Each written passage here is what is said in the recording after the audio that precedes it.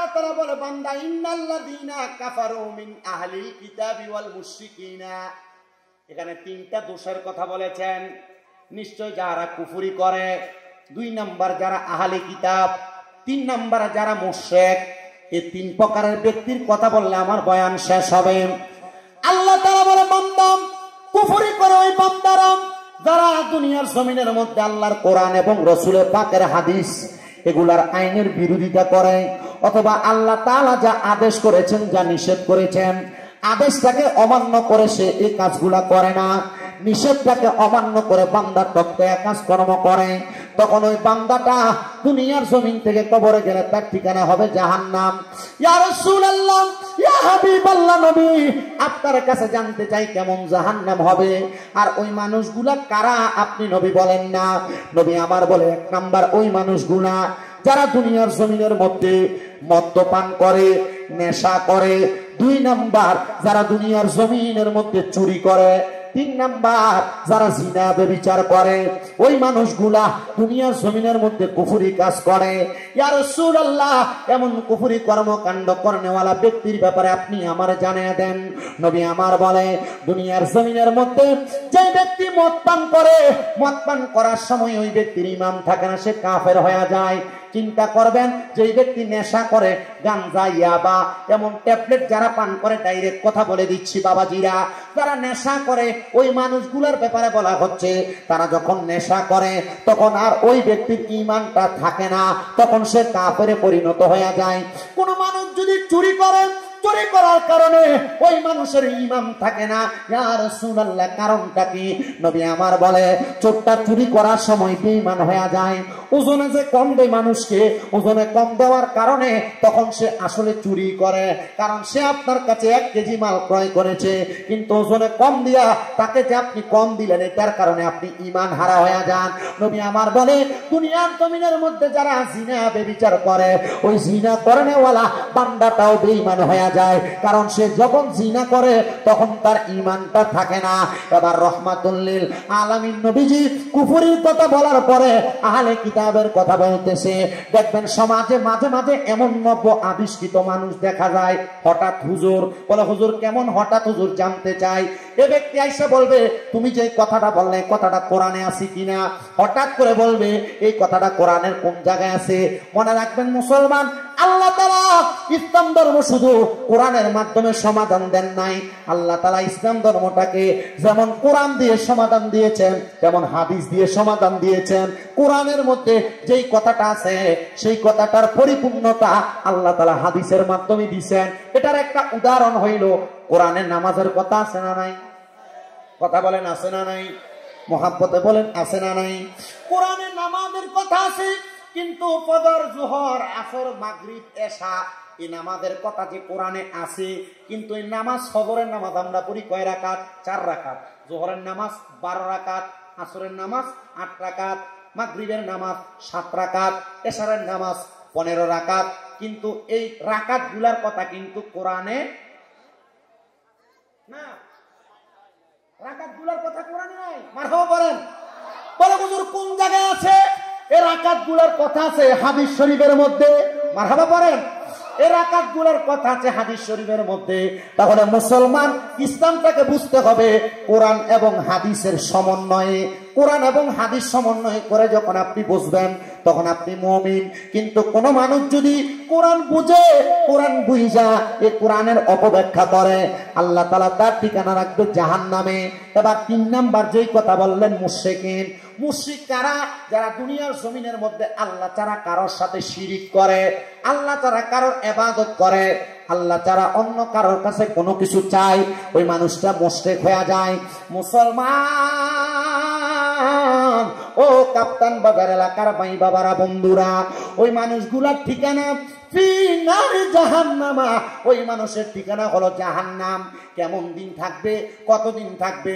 নবী আমার বলে ওই জাহান্নামের মধ্যে একটা মানুষ সর্বনিম্ন 3000 বছর থাকবে। 3000 বছর ওই জাহান্নামের মধ্যে থাকার কারণে ওই মানুষকে স্বাভাবিক শাস্তি দেওয়া হবে না। জাহান্নামের আগুনের মধ্যে মানুষটাকে 1000 বছর জ্বালাইবে। 1000 বছর জ্বালানোর কারণে ওই মানুষটা যখন জাহান্নামে প্রবেশ করবে, জাহান্নামের আগুনের রংটা থাকবে লাল বর্ণের, কিন্তু 1000 বছর জ্বালানোর পরে জাহান্নামের আগুনের রংটা সাদা হয়ে যাবে। এবার আরো 1000 বছর জাহান্নামের আগুনকে জ্বালানো হবে। 1000 বছর জ্বালানোর পরে জাহান্নামের আগুনটাকে এবার কালো বানানো হবে। আরো 1000 বছর জাহান্নামের আগুনটাকে জ্বালানো হবে। এবার 1000 বছর জ্বালাইয়া বান্দাকে জাহান্নামের মধ্যে কথা বলার সুযোগ দেওয়া হবে। তাকাসসুর নামক একটা জায়গার মধ্যে 3000 বছর জ্বালায় আপনাকে আমাকে দাঁড় করানো হবে।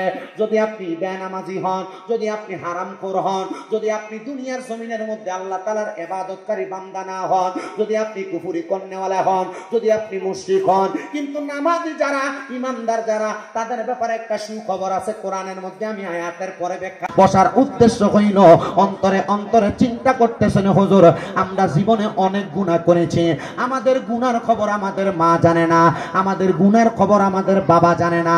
এ আমার দাড়ি পাকা বয়স্ক বাবারা, একবার চিন্তা করে দেখেন, আপনি আপনার সন্তানকে খাওয়াইতে যাইয়া, আপনার স্ত্রীর ভরণ পোষণের দায়িত্ব নিতে যাইয়া আপনি কত জায়গায় লুকিয়ে লুকিয়ে গুনাহ করেছেন, গোপনে গোপনে গুনাহ করেছেন। আপনার গুনার খবর যদি আপনার সন্তান জানতো, তাহলে আপনি বাবাকে বাবা বলে পরিচয় দিত না। আপনার গুনার খবর যদি আপনার মেয়ে জানতো, আপনাকে বাবা বলে পরিচয় দিত না।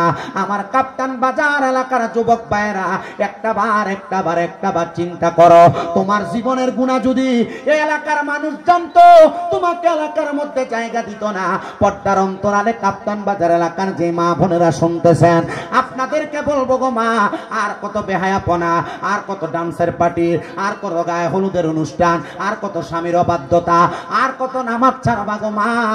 দেখবা তোমার জীবনের গুনাহগুলা যদি আপনার সন্তানের কাছে ওপেন হয়ে যাইতো, আপনার সন্তান আপনাকে মা বলে সম্মান করত না।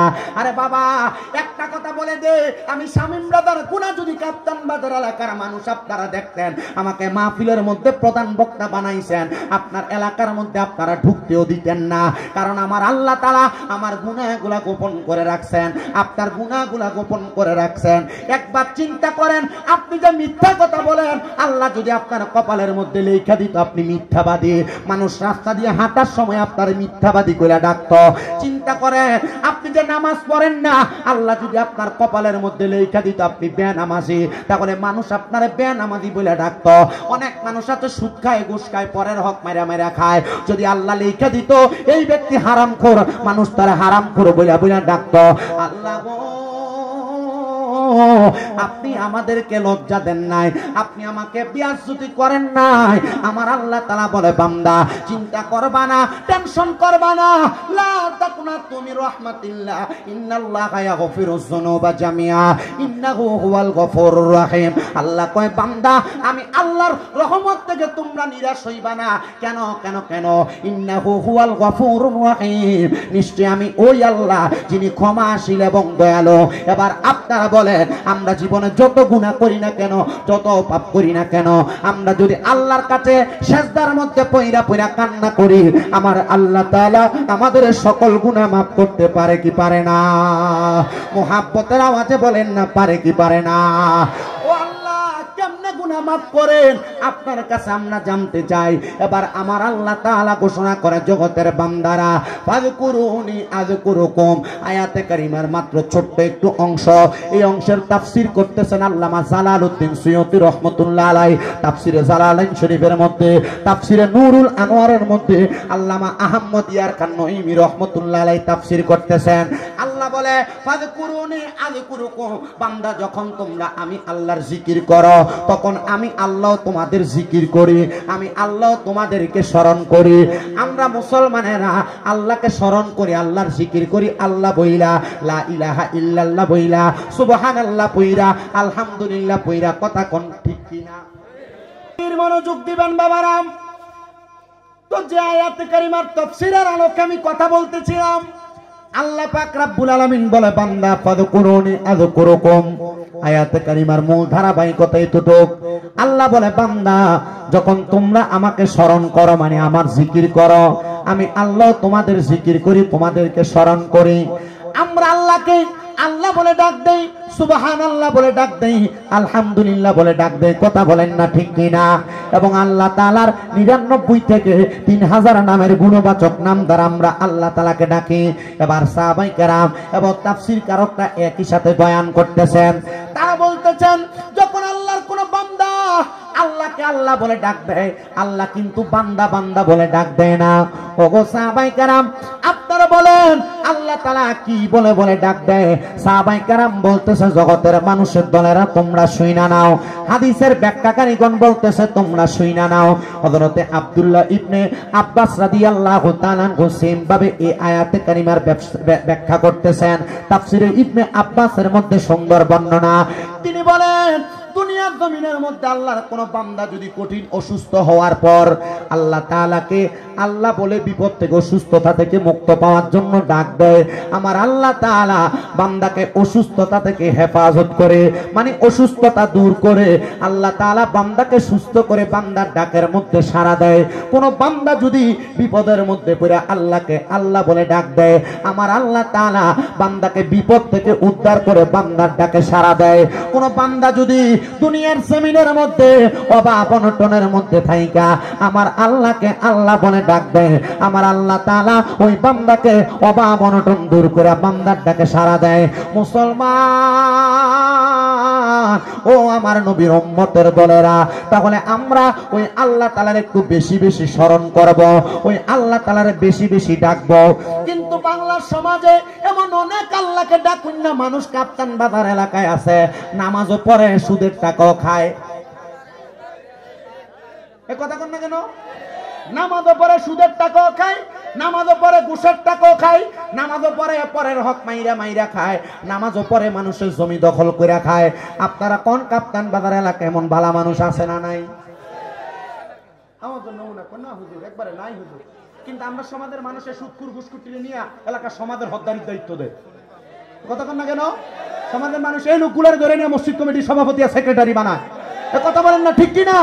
তো এমন সুদকুর ঘুষকুর হারাম করে ব্যক্তি যদি সমাজ পরিচালনা এলাকা পরিচালনা করে তাহলে সমাজে বিচার পাইবেন কোথেকে? কথা বলেন না কেন?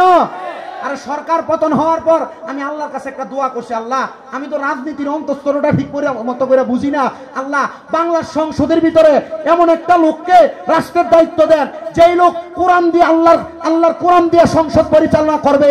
কারণ কোরআনের আইন দিয়ে সংসদ পরিচালনা হইলে দুর্নীতি হয় না, জুলুম হয় না, অত্যাচার হয় না, জমি দখল হয় না। এবার আপনারা বলেন কোরআনের আইন বাংলায় রাষ্ট্র ধর্ম ইসলামের সাথে কোরআনের আইন বাস্তবায়ন হোক, আমরা চাই কি চাই না? যেরকম চাই কি চাই না? আপনারা কষ্ট হইতেছে? ওয়াজ এখানে যারা সামনে দিয়ে বসেন আপনারা বুঝছেন না, যদি বুঝতেন ঠিকের আওয়াজ ঠিক মতো হইতো। চিন্তা করতেছে হুজুর কথা যে কইতেছেন কথা তো সত্য, কিন্তু এখন এই কথার বাস্তবিকতা তুলে ধরতে পারতেছে না, ঠিকও কইতে পারতেছে না। কারণ উপরের দিকে মানে নিজের গাছ করে চিন্তা করতেছে আমরা মসজিদের সভাপতি তো সুদকুর। কথা বলে না কেন? আছে না নাই? আছে না নাই? আল্লাহ এগুলা থেকে আমাদেরকে হেফাজত করুন। আপনারা আসতে আমিন করুন আর মহাব্বতে কোন আমিন। এই ফোলাটারে কেউ আপনারা কেউ বইতেন না? মানে মাহফিলের ডাইনে বামে চারিদিক দিয়ে যে কোনো একটা ভেজালের আওয়াজ আমার কানে আসতেছে, এটা আউট নয় আর কি, এটা কানে আসার কারণে এর মাইকের সাউন্ড যদিও জোর হয় কিন্তু লাভ হইতেছে না। আল্লাহ কবুল করো, আমিন বলেন। তাহলে এমন নামাজি হারাম কোর সমাজে আছে না নাই? নামাজি গোসকোর সমাজে আছে না নাই? নামাজি পরের হক মাইরা খামিন না সমাজে আছে না নাই? এই জন্য আশেক বলে বান্দা যত নামাজ পড়ো না কেন পরের হক মাইরা খাওয়ার কারণে তোমার নামাজ আল্লাহ তাআলার দরবারে কবুল হবে না। আল্লাহ তাআলা কোরআনুল কারীমের মধ্যে একটা আয়াত বলেছেন, আমি আপনাদের কাছে আমার ওয়াজের ভূমিকার মধ্যে এই আয়াত তেলাওয়াত করেছি। আল্লাহ বলেন ইন্নাল্লাযীনা কাফারু মিন আহলিল কিতাবি ওয়াল মুশরিকিনা ফি নারি জাহান্নামা খালিদিনা ফিহা উলাইকা হুম শাররুল বারিয়া।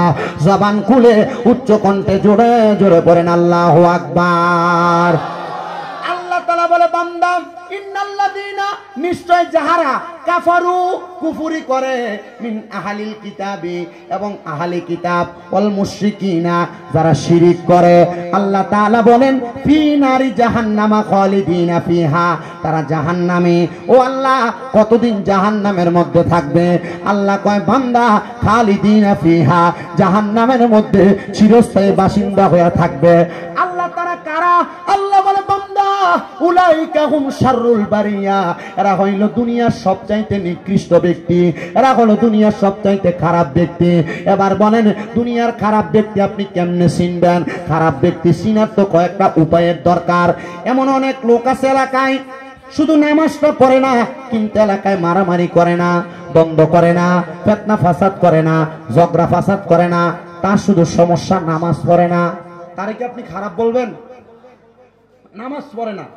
কিন্তু ঝগড়া ফাসাদ দ্বন্দ্ব কোনো কিছুতে সে নাই তার আপনি খারাপ বলবেন না মনে করেন একটা লোক নামাজ পড়ে সুদ খায় কিন্তু সে ঝগড়া ফাসাদ দ্বন্দ্বের সাথে লিপ্ত নাই তারে খারাপ বলবেন কারণ এত ঝগড়া ফাসাদ দ্বন্দ্বে নাই কিন্তু আমরা সমাজে সুদের কথাটা এখন ভুলে গেছে গা এখন আর এটা নিজে খায় না বেডি দিয়ে খাওয়ায় কথা কন না কেন নিজে খায় না খাওয়ায় কারে দিয়া বেডি দিয়া এর কাছে যদি কয় কাকা 10 টাকা দিয়ে হলার দেন না আমার কাছে নাই তো শাশির কাছে কোস কাকা মা শাশির কাছে কেমনে আরে আমার কাছে তো টিয়া পয়সা নাই তো শাশির কাছে তার বইনি দিছিল 1 লাখ টাকা চাইলে দানের লেগে আছে না এমন সিস্টেম আমি এগুলার একবারে পারিপার্শ্বিক ভাবে এগুলার সাথে আমি এমন ভাবে মোকাবেলা করছি যেমন দেখছি দেখার কারণে জনে কথা কই সব এলাকা দিয়ে লইয়া ভরে ঠিক কইয়া কারণ কি কারণ সুদ খায় না সুদ কি করে খাবার আবার এখন সুদ দিটাও কি এখন আর এলাকায় সুদ খানা মানুষ তারা সুদখোর কইব এ ব্যাংকে এককালীন ফিক্সড ডিপোজিট করে 20 লাখ রেখে দেয়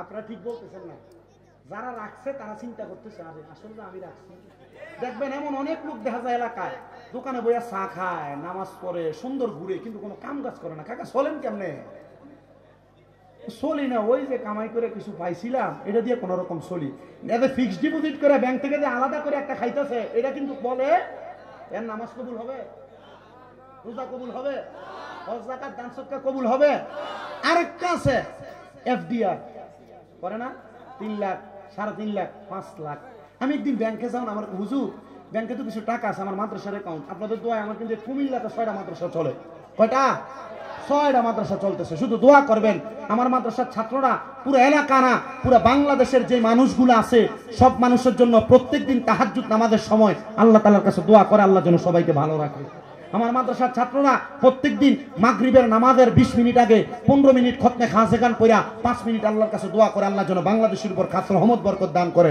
আমিন করেন আর মহব্বতে বলেন আমিন তো যেই কথাটা বলতেছিলাম এখন সুদের কথা কি হইছে ডিজিটাল হইছে এফডিআর এর নাম দিয়া ডিপিএস এর নাম দিয়া এখন সুদের সিস্টেম কি হইছে এমনে না কথা কোন না কেন এটা বড় লোকি সুদ আর কি কি সুদ বড় লোকি সুদ এবার এটা যেভাবে খাক এটা হারাম বলেন এটা যেভাবে খাক বলেন না যেভাবে খাক এইটা খাইয়া আপনি নামাজ পড়বেন কাম হবে না এ পরের হক খাইয়া আপনি নামাজ পড়বেন কাম হবে না এজন্য সাবধান এ ব্যাপারে সতর্ক আল্লাহ তাআলা কবুল করেন জোরে পড়েন আমিন সবাই মহব্বতে জোরে সুরে পড়েন আল্লাহুম্মা সাল্লি মাওলানা মুহাম্মদ ওয়া আলা আলিহি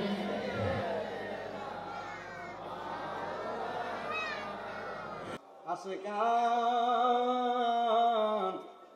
ও নবীর উম্মতের দলেরা একটু ধৈর্য এবং মনোযোগ দিয়ে বয়ানটা শ্রবণ করার চেষ্টা করেন তো যেই কথা বলতেছিলাম আল্লাহ তাআলা বলে বান্দা ইন্নাল্লাযীনা কাফারু মিন আহলিল কিতাবি ওয়াল মুশরিকিনা এখানে 3টা দোষের কথা বলেছেন নিশ্চয় যারা কুফরি করে 2 নাম্বার যারা আহলে কিতাব 3 নাম্বার যারা মুশরিক এই 3 প্রকারের ব্যক্তির কথা বললে আমার বয়ান শেষ হবে আল্লাহ তাআলা বলে বান্দা কুফরি করে ওই বান্দারা যারা দুনিয়ার জমিনের মধ্যে আল্লাহর কোরআন এবং রাসূলের পাকের হাদিস এগুলার আইনের বিরোধিতা করে অথবা আল্লাহ তাআলা যা আদেশ করেছেন, যা নিষেধ করেছেন, আদেশটাকে অমান্য করে সে এই কাজগুলা করে না, নিষেধটাকে অমান্য করে বান্দা তত্ত্ব কাজকর্ম করে, তখন ওই বান্দাটা দুনিয়ার জমিন থেকে কবরে গেলে তার ঠিকানা হবে জাহান্নাম। ইয়া রাসূলুল্লাহ, ইয়া হাবিবাল্লাহ, নবী আপনার কাছে জানতে চাই কেমন জাহান্নাম হবে, আর ওই মানুষগুলা কারা আপনি নবী বলেন না।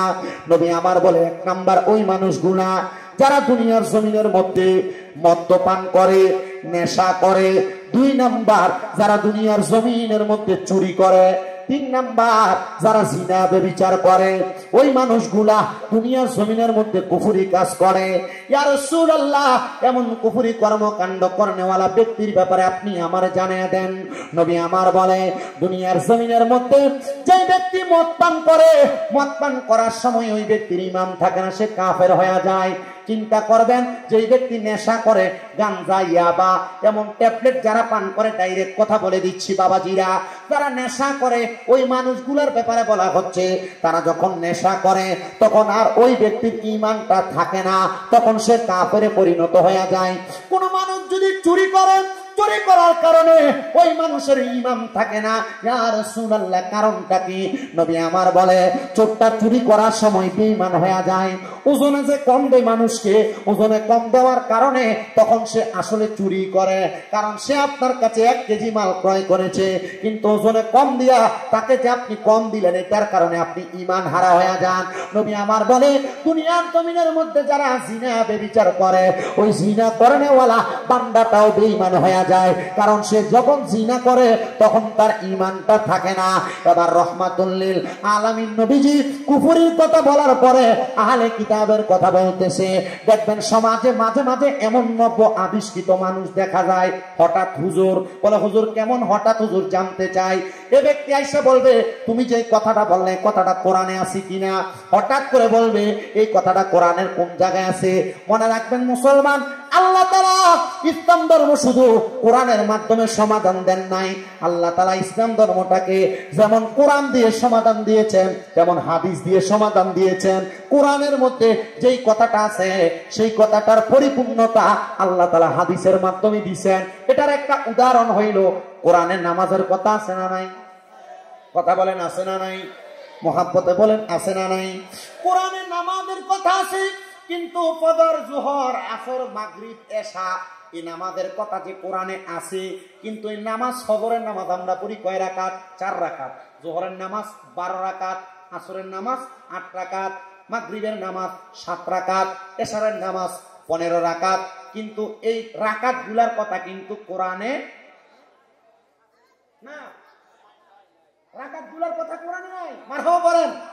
বলে হুজুর কোন জায়গায় আছে? এই রাকাত গুলার কথা আছে হাদিস শরীফের মধ্যে। মারহাবা বলেন। এই রাকাত গুলার কথা আছে হাদিস শরীফের মধ্যে। তাহলে মুসলমান, ইসলামটাকে বুঝতে হবে কোরআন এবং হাদিসের সমন্বয়ে।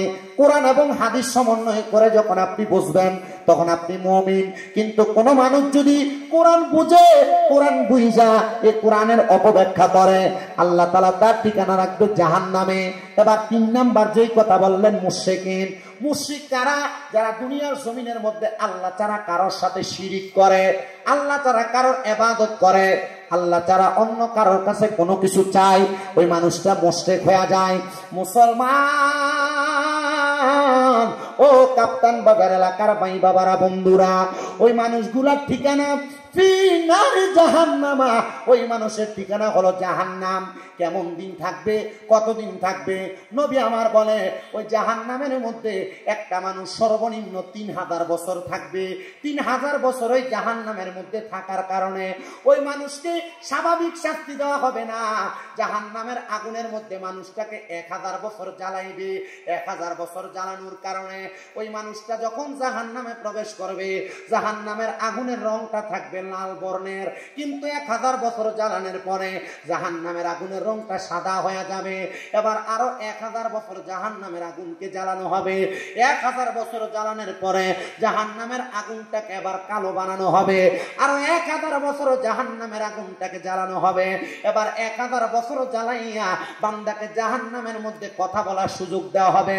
তাকাসসুর নামক একটা জায়গার মধ্যে 3000 বছর জ্বালায় আপনাকে আমাকে দাঁড় করানো হবে।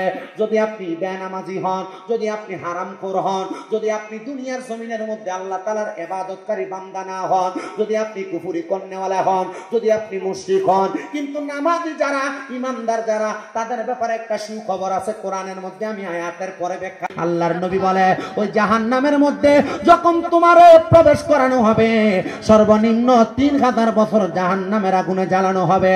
আর এই আগুনে জ্বালাইয়া 3000 বছর পরে বলা হবে, বান্দা কি বলবা বলো। তখন বান্দা 3000 বছর আগুনের মধ্যে পুড়তে পুড়তে শরীরটা এমন আংরা হয়ে যাবে, বান্দা বলবে পানি পানি পানি বলে বান্দা 3 বার চিৎকার করবে। চিৎকার করার পরে বান্দাকে কি পানি দেওয়া হবে? আপনার মনে কি একবার প্রশ্ন জাগে না, হুজুর লোকটা তো জাহান্নামী, লোকটাকে কি পানি দেওয়া হবে? নবী আমার বলে, উম্মত জাহান্নামী বান্দাটারে কি পানি দেওয়া হবে? এটার উত্তর জানতে চাও? হ্যাঁ, পানি দেওয়া হবে। নবী গো, কেমন পানি দেওয়া হবে? আমরা দুনিয়াতে পানি যখন পান করি, আমাদের পানির গ্লাসটা হয় কাঁচের অথবা স্টিলের অথবা প্লাস্টিকের হয়, কিন্তু মুসলমান একটাবার চিন্তা করে দেখবেন, একটাবার চিন্তা করে দেখবেন, অন্ধকার কবরে গেলে আল্লাহ তাআলা কি পানি আপনার পান করাইব? রহমতের নবী উত্তর প্রদান করতেছে, তোমরা যখন পানি পান করবা, ওই জাহান্নামী ব্যক্তিদেরকে একটা আগুনের গরম পাত্র দেওয়া হবে, যে পাত্রটা হবে লোহার পাত্র। লোহাকে যখন আগুনের মধ্যে দেওয়া হয়, দেখবেন উত্তপ্ত কয়লার মতো গরম হয়ে থাকে। কথা বলেন না? লোহার পাত্র যখন আগুনের মধ্যে দেওয়া হয়, দেখবেন লোহার পাত্রটা উত্তপ্ত কয়লার মতো দেখা যায়। তখন ওই বান্দা উত্তপ্ত গরম ওই কাপের মধ্যে, আপনি মনে করেছেন আপনাকে মিনারেল ওয়াটার সাদা পানি দেওয়া হবে? না রে মুসলমান, অন্য জাহান্নামীদেরকে জাহান্নামের আগুনের মধ্যে যে জ্বালাইলো, জাহান্নামের আগুনের মধ্যে যে পুরাইলো, ওই জাহান্নামীদের রক্ত এবং পুঁজগুলো নিচে পড়ছে। ওই রক্ত এবং পুঁজগুলা ওই লোহার গরম পাত্রের মধ্যে নেওয়া হবে আপনাকে পান করানোর জন্য, যদি আপনি গুনাহগার হন। ও আমার কাপ্তান বাজারের যুবক, কাপ্তান বাজারের মুরব্বী বাবারা, কাপ্তান বাজার এলাকার পর্দার অন্তরালের মা বোনেরা, আপনি কি গুনার কাজ করতেছেন, কি বাজে কাজ করতেছেন, কি নামাজ ছাড়তেছেন, এগুলার ব্যাপারে আপনাকে কেউ জিজ্ঞাসা করা লাগবে না।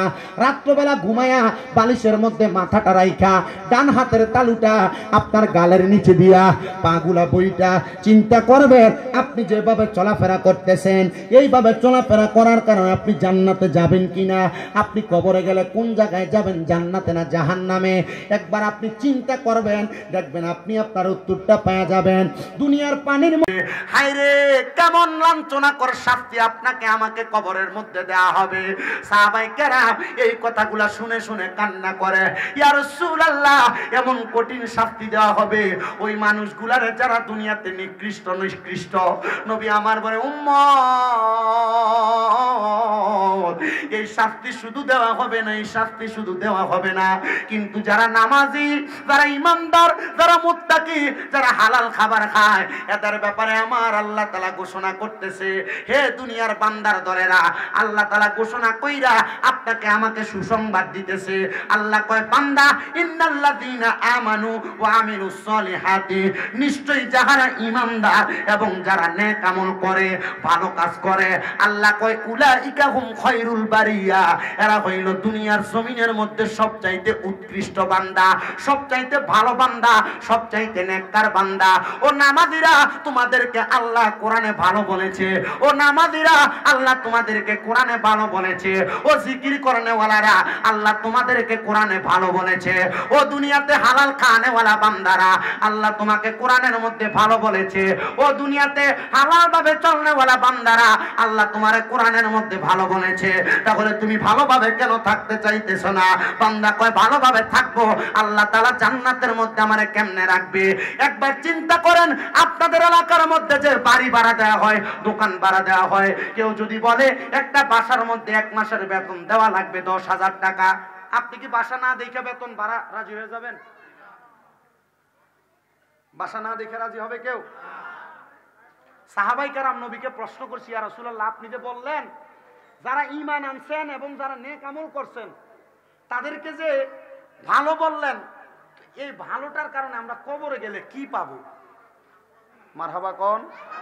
আচ্ছা, কবরে কি পাবো এটা আমাদের জানার দরকার আছে না?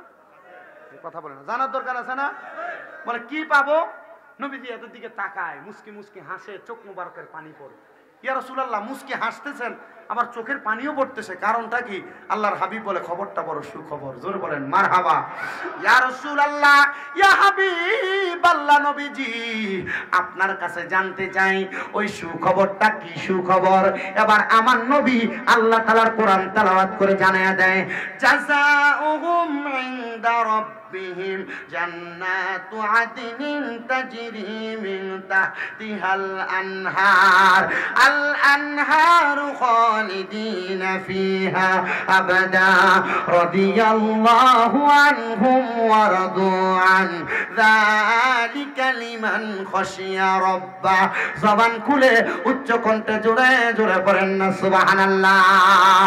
দুনিয়ার মুসলমানেরা, ও কাপ্তান বাজার এলাকার যুবক, একটু মনোযোগ দিয়ে বয়ানটা শ্রবণ করার চেষ্টা করবা। আল্লাহ কয়, বান্দা তোমার কেমন শান্তি দেওয়া হবে কবরের মধ্যে। জাযাউহুম ইনদা রাব্বিহিম, আমার আল্লাহর কাছ থেকে তুমি বান্দা একটা পুরস্কার পাইবা। আল্লাহ কি পুরস্কার আপনার কাছে আমরা জানতে চাই। আল্লাহ কয়, বান্দা ওই পুরস্কারটার নাম হলো জান্নাতু আদনিন, ওই পুরস্কারটার নাম হলো জান্নাতুল আদন। আল্লাহ তাআলার 8টা জান্নাতের মধ্যে আল্লাহ তাআলা কয়, বান্দা শুইনা লও, ওই জান্নাতের মধ্যে একটা জান্নাতের নাম হলো জান্নাতুল আদন। যারা দুনিয়াতে ঈমান আনে, যারা দুনিয়াতে নেক আমল করে, তাদেরকে আমার আল্লাহ তাআলা দুনিয়ার জমিন থেকে কবরে যাওয়ার পর একটা পুরস্কার দিবেন। ওই পুরস্কারের নাম হলো জান্নাতুল আদন। সাহাবায়ে কেরাম বলে, ইয়া রাসূলুল্লাহ, ওগো নবীজি ওই জান্নাতুল আদনটা দেখতে কেমন? আমার নবী বলে, তাজরি মিন তাহতিহাল আনহার। ও নবী, কেমন এটা তো আমরা বুঝতে চাই। নবী কয়, সুন্দর, তাজরি এত সুন্দর, তাহতিহাল আনহার, ওই জান্নাতের নিচে দিয়ে একটা নহর প্রবাহিত হবে। কি নহর প্রবাহিত হবে? একটু মনোযোগ দিয়ে শুনেন। হাদিস শরীফে ওই নহরের ব্যাপারে বলা হচ্ছে, ওই নহরের মধ্যে এক প্রকারের পানি থাকবে না, ওই নহরের মধ্যে 4 প্রকারের পানি থাকবে। গোমতী নদীতে সাদা পানি প্রবাহিত হয়, কিন্তু জান্নাতের নদীতে 4 প্রকারের পানি প্রবাহিত হবে। ইয়া রাসূলুল্লাহ, ওই নদীটা কোনটা? নবী আমার কয়, র আলিফ জিম বা, ওই নদীর নাম হলো রজব নদী। ওই নদীর মধ্যে 4 প্রকারের পানি থাকবে। 1 নাম্বার পানির নাম হলো ইন্না আতাইনা কাল কাউসার, হাউজে কাউসারের পানি। 2 নাম্বার পানির নাম হলো শারাবাম তাহুরা, পবিত্র পানি। 3 নাম্বার পানি হইল জান্নাতের দুধ। 4 নাম্বার পানি হলো জান্নাতের আলাদা একটা স্পেশাল শরবত। ও নবী, ওই 4 প্রকারের পানি কারা পান করবে?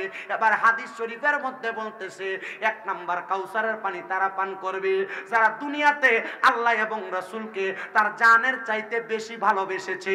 ও মুসলমান, কাপ্তান বাজার এলাকার মানুষ, আপনারা বলেন, আমাদের অন্তরে আল্লাহ এবং রাসূলের ভালোবাসা বেশি বেশি আছে না নাই? বলে, হুজুর আছে, কথা সত্য, আমরা নামাজ পড়ি না। আল্লাহর নবী কয়, তারা বলে আমরা মুখে বললাম আল্লাহ রাসূলকে ভালোবাসে, কিন্তু তারা ইবাদতের দিক দিয়ে কাঁচা, এরা মিথ্যুক, এরা আমাদের দলভুক্ত নয়। আপনি বলতেছেন মুসলমান, কিন্তু মুসলমান যা করা দরকার আপনি তা করেন না। নবী কয়, এরা মিথ্যুক, এরা আমাদের দলভুক্ত নয়। যদিও আমরা দাবি করি মুসলমান, যদিও আমরা দাবি করি মুসলমান, নবী এদেরকে কি বলছেন? মিথ্যুক। আপনি আমি তো দাবি করতেছি মুসলমান, কি আমাদের কথা, কি কথার ধরন, কিন্তু আমরা মুসলমান দাবি করার পর আমাদের অপকর্মগুলা আমাদেরকে রাসূল বলতেছেন যে এরা আমাদের দলভুক্ত নয়। এরা মুসলমান দাবি করলে এরা নামের কামের। আর মোহাব্বতে বলেন না সুবহানাল্লাহ। না না, জোরে কর নাউজুবিল্লাহ। আল্লাহ যেন আমাদেরকে কবুল করে ইসলামের জন্য মুমিন হিসাবে। মুসলমান ইমানদারেরা, আল্লাহ তাআলা যে জান্নাত দিবে, ওই জান্নাতের নিচে দিয়ে নদী প্রবাহিত হবে, পানি হবে 4 রকমের। তাহলে কাউসারের পানি তারা পান করবে যারা দুনিয়াতে আল্লাহ এবং রাসূলকে তাদের জানের চাইতে বেশি ভালোবেসেছে। 2 নাম্বার শারাবান তাহুরা, আপনাদের এই কাপ্তান বাজার এলাকার মধ্যে নেশাখোর নাই? হ্যাঁ, আপনার কথা বলেন না। বাবা ইয়াবা গাঁজাখোর, মানে কাফর রয়ে দিতে পারে না, চুরি করে জায়গা। মানুষের রাস্তাঘাটে কোনো কিছু রাখতে পারে না, সব লয়ে জায়গা। আর যেই দেশের ভিতরে মনে করেন যে একটা গ্যাসের লাইন দিয়ে তালা মেরে রাখা লাগে, তো এই দেশের ভিতরে মুসলমান আছে কেমনে বুঝতাম? কথা কয় না কি লেগা?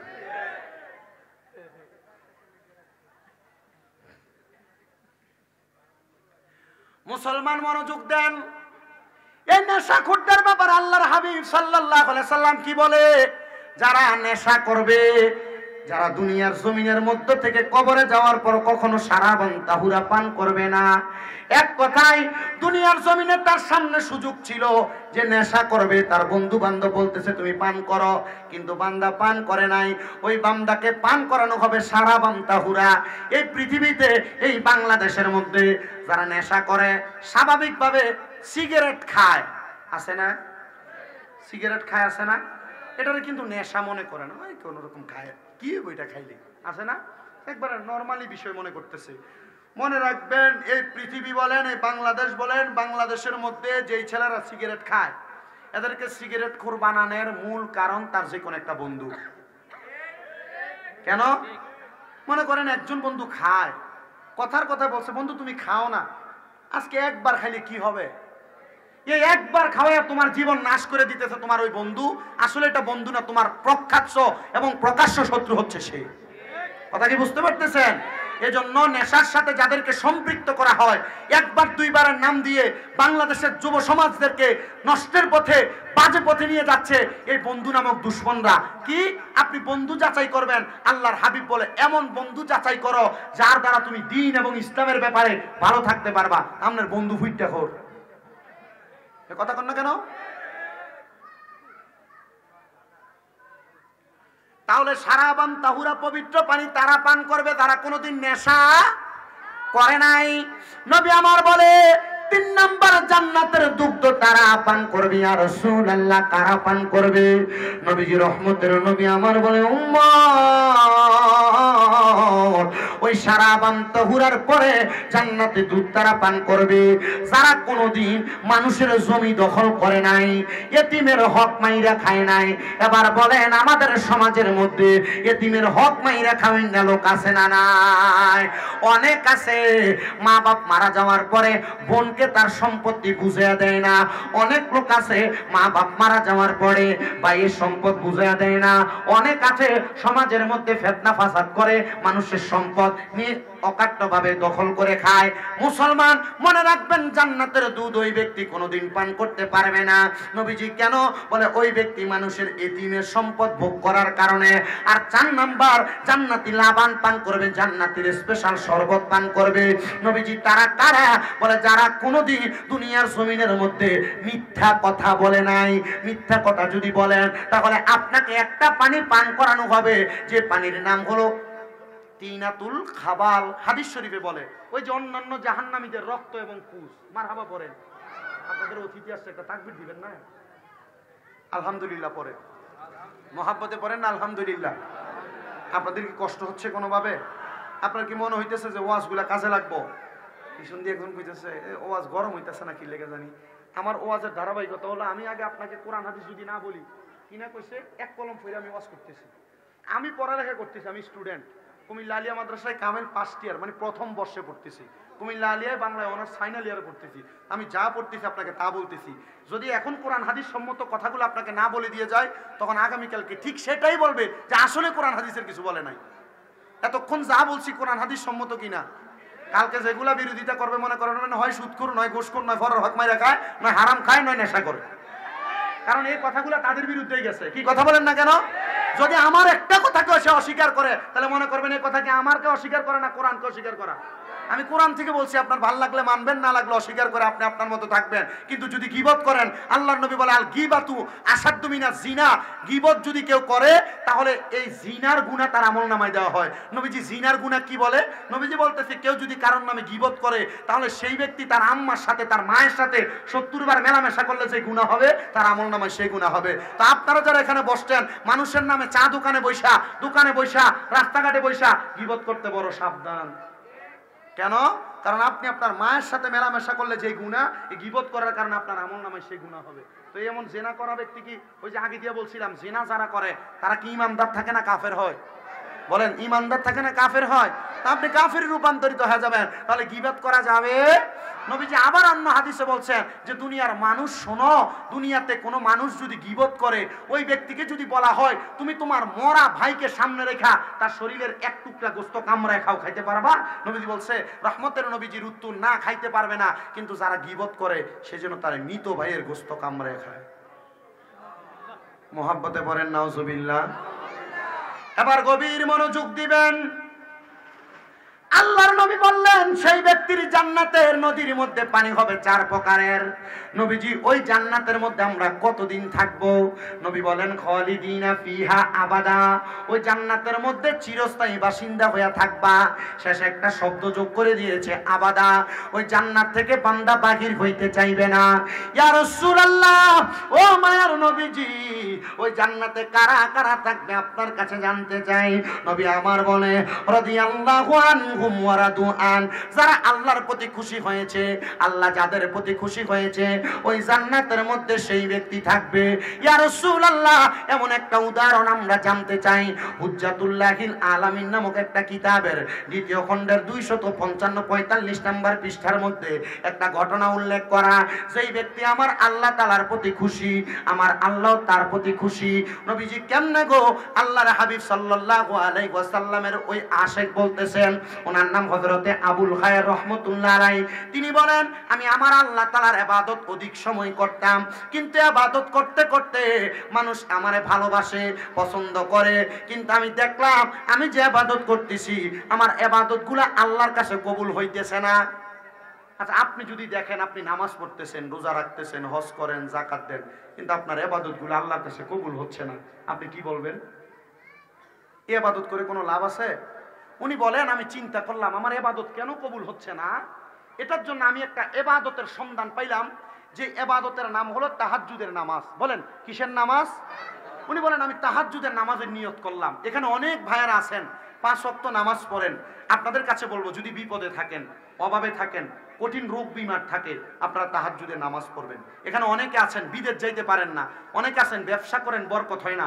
আপনাদের কাছে আমার আবদার হলো তাহাজ্জুদের নামাজ পড়বেন। কিভাবে? 2 রাকাত করে 4 রাকাত।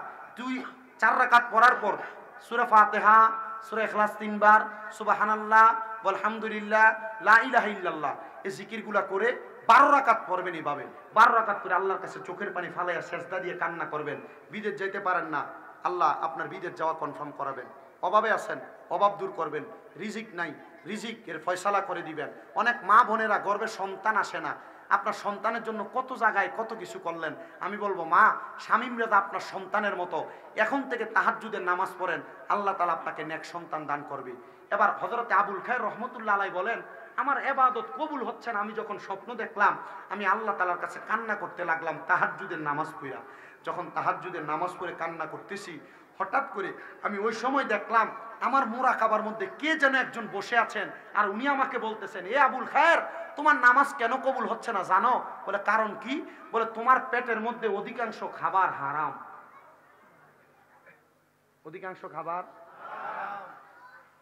আমরা অনেকে মানুষের ঘরে খাবার খাই ঠিক, সে আমাকে হালাল খাওয়াইলো না হারাম খাওয়াইলো এটা যাচাই, কথা বলেন না, যাচাই। এই বিপদটার ভিতরে আমরা হুজুররা বেশি আছি। কেন? মসজিদের চাকরি করি, মসজিদের চাকরি করার কারণে এই চাকরির মনে করেন যে সান্নিধ্যে থাকাতে সভাপতি, সেক্রেটারি, এলাকার যে কোনো কেউ দাওয়াত দিল, দাওয়াতে গেলাম, এ হারাম খায়, এ ঘুষ খায়, এ পরের হক মাইরা মাইরা খায়, বা এলাকার যে কোনো মানুষ দাওয়াত দিল তার ঘরে খাবার খাইলাম। এখন যদি দাওয়াতে না যায় হুজুরের চাকরি শেষ, কথা বলে না কেন? আমি আমার মসজিদে একদিন বইলা দিছি যদি কোনো মানুষ হারাম খান, ঘুষ খান, পরের হক মাইরা মাইরা খান, আমারে কোনোদিন দাওয়াত দিয়েন না। উত্তর হুজুর কারণ? উত্তর হইল হারাম খাওয়ার কারণে আমি যে ইবাদত করব আমার ইবাদত আল্লাহর কাছে কবুল হবে না। আমি যে আপনারা এতগুলা মানুষের দায়িত্ব নিয়ে মসজিদের ইমামতির জায়গায় দাঁড়াইলাম, আমার নামাজি যদি না হয় তা আপনারা নামাজ কেমনে হবে? হুজুর কথা সত্য, কথা সত্য। তা আপনারা যারা এখানে আছেন পরের ঘরে খাইতো একটু সাবধান, কিন্তু আপনারা যদি এলাকার ভিতরে যে বড় অনুষ্ঠানটা হয় এই অনুষ্ঠানটা করে এলাকা সুদ করে বসে, টাকার অভাব নাই, বিশাল অনুষ্ঠান করছে, আপনি এর দাওয়াতে আগে যান, কারণ দাওয়াতে না গেলে আপনার ইজ্জত থাকবে না, বাইসা চলেন, নাহলে নামাজও আল্লাহর কাছে কবুল হবে না। আবুল খায়ের রহমাতুল্লাহ আলাইহি বলেন, আমি ওই মুরাকাবার মধ্যে চিন্তা করতে লাগলাম, আমি মানুষের ঘরে খাবার খাই বিদায় আমার ইবাদত আল্লাহ তাআলার কাছে কবুল হয় না। এবার আমি আবুল খায়ের রহমাতুল্লাহ আলাইহি সুন্দর করে মানুষের ঘরে খাবার খাওয়া বন্ধ করে দিলাম। আমি কোনো মানুষের ঘরে কোনো খাবার খাই না। আমি চিন্তা করতে লাগলাম, আমি যে আজকে এতদিন পর্যন্ত কোনো খাবার খাই না, তাহলে আমার পেটের ক্ষুধার কারণে আমি দুনিয়াতে কিছুদিন পরে ইন্তেকাল করব। আবুল খায়ের রহমাতুল্লাহ আলাইহি বলেন, আমি 5 দিন পর্যন্ত টানা খাবার খাওয়া বন্ধ করে দিলাম। খাবার খাওয়া যখন আমি বন্ধ করলাম, আমার একমাত্র খাবার, যখন বৃষ্টি হইতো আমার একটা নামাজের মুসল্লা ছিল, যে নামাজের মুসল্লা আমি আমার হালাল টাকা দিয়ে কিনেছিলাম, ওই নামাজের মুসল্লাটাকে আমি বৃষ্টির পানিতে ভিজাইলাম। ভিজায়া ভিজায়া আমি নামাজের মুসল্লার একটি চিপা চিপা আমি সেখান থেকে পানি বক্ষণ করলাম। অনেক দিন পর্যন্ত আমার পানির ক্ষুধা নিবারণ হইল। কিন্তু যখন আমার নামাজের মুসল্লাটা শুকিয়ে গেল, আমি নামাজের মুসল্লাটা বিছে বিছে নামাজ পড়ি, কিন্তু 5 দিন হয় আমার পানিও শেষ হয়ে গেছে, কোনো খাবার নাই, আল্লাহ তাআলা আসমান থেকে বৃষ্টিও দেয় না।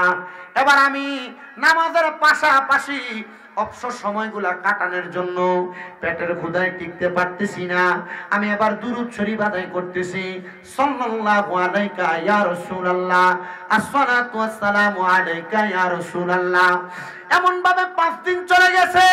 5 দিনের মাথায় আমি ক্ষুধার জ্বালা সহ্য করতে না পাইরা আমার আল্লাহ তাআলার কাছে সিজদায় পড়ে রইলাম।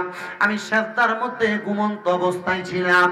এমন টাইমে আমি নামাজের সিজদার মধ্যে দেখতেছি আমার ঘরের মধ্যে একটা নূরের আলো ঝলমল ঝলমল করতেছে। আমি মাথাটা উঠানোর চেষ্টা করলাম, কিন্তু আমার ঘরটা অন্ধকারটা এমন আলোকিত হয়ে গেছে। এই অন্ধকার ঘরটা আলোকিত হওয়ার কারণে আমি আমার চোখটা ঠিক মতো খুলতে পারতেছিলাম না। আমি আবার চোখ খোলার চেষ্টা করলাম, আমি চোখটা খুলতে পারতেছিলাম না। এমন টাইমে আমার কে যেন একজন আইসা ডাক দিতেছে, এই আল্লাহর বান্দা, ঘুম থেকে জাগ্রত হও। আমি জিজ্ঞাসা করলাম, মান আনতা, আপনি কে? উনি আমারে পরিচয় দেয়, আমি হইলাম নবীজির ইসলামের 4র্থ খলিফা, আমার নাম হলো হযরতে আলী কাররামাল্লাহু ওয়াজহু। উনি ডাক দিয়ে বলেন, আপনি কেন আমার ঘরের মধ্যে আগমন করলেন? তিনি বলেন, শুধু আমি আগমন করি নাই, ইসলামের প্রথম খলিফা হযরতে আবু বকর সিদ্দিক তোমার ঘরে আগমন করেছে। ইসলামের দ্বিতীয় খলিফা হযরতে ওমর ফারুক রাদিয়াল্লাহু তাআলা তোমার ঘরে আগমন করেছে। ইসলামের তৃতীয় খলিফা হযরতে উসমান জিন্নুরাইন তোমার ঘরে আগমন করেছে। আমরা 4 জন না, শুধু আমাদের মাঝখানে দেখো একজন দাঁড়িয়ে আছে, তিনি হইল রাহমাতুল লিল আলামিন নবীজি তোমার ঘরের মধ্যে হাজির হয়েছে। জবান করে জোরে জোরে পড়েন সুবহানাল্লাহ। আল্লাহর বান্দা, বড় জগতের মানুষ, ও দুনিয়ার মানুষ, শোনো, রহমতের নবীকে আমার ঘরের মধ্যে দেখার পরে আমি ঘুম থেকে উঠার চেষ্টা করলাম, আমি উঠতে পারলাম না। আমাকে হযরতে আলী কাররামাল্লাহু ওয়াজহু আমার হাতের মধ্যে, মানে ডান হাতের মধ্যে ধইরা আমার ঘরের মধ্যে সিজদা থেকে উঠাইয়া বসাইলেন। উনি এটা স্বপ্ন দেখতেছেন।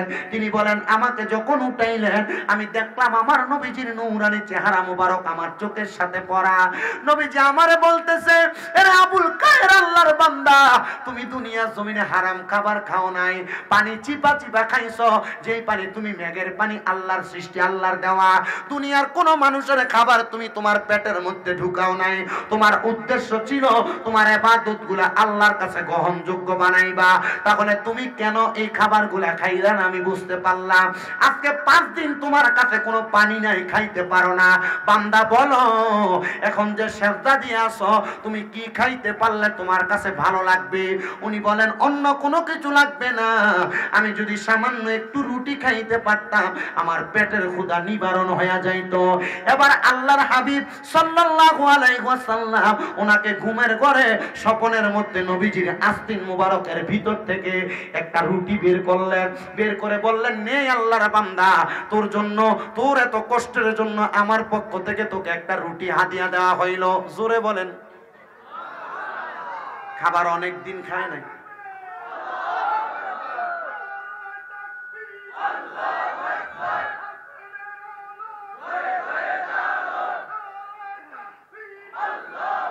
বলেন নারে রিসালাত।